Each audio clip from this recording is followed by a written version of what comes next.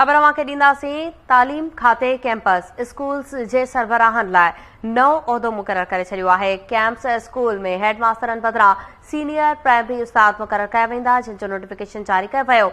16हें grade जे तजुर्बेकार उस्तादनि खे 17हें grade में तरक़ी ॾेई कैंप्स स्कूल्स खे हलाइण जी ज़िम्मेवारी ॾिनी वेंदी। अवांखे ॿुधाई पिया तालीम खाते कैंपस स्कूल जे सरबराहनि लाइ नओं उहिदो मुक़ररु करे छॾियो आहे, जंहिं जो नोटिफिकेशन बि जारी कयो वियो। कैंपस स्कूल्स में हेड मास्टरनि बदिरां सीनियर प्राइमरी उस्ताद मुक़ररु कया वेंदा। 16हें ग्रेड जे तजुर्बेकार उस्तादनि खे 17हें ग्रेड में तरक़ी ॾेई कैंपस स्कूल्स जे हलाइण जी ज़िम्मेवारी ॾिनी वेंदी। इन हवाले सां नोटिफिकेशन जारी कयो वियो आहे। तालीम खाते कैंपस स्कूल जे सरबराहनि लाइ नओं उहिदो मुक़ररु करे छॾियो आहे। तफ़सील मालूम कंदासीं। लाइन ते मौजूद आहे केटी न्यूज़ रिपोर्टर अल्ताफ़ चन्ना। जी अल्ताफ़, अपडेट कजो।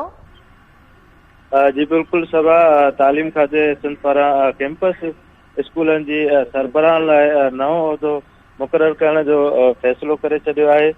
कैंपस स्कूलनि में हेड मास्टरनि बदिरां सीनियर प्राइमरी स्कूलनि जा उस्ताद जेके आहिनि उहे मुक़ररु कया वेंदा। हिन हवाले सां नोटिफिकेशन भी जारी कियो वियो आहे। सॼे सूबे में तजुर्बेकार प्राइमरी उस्तादनि खे सीनियर प्राइमरी स्कूल टीचर जी पोस्ट ॾिनी वेंदी।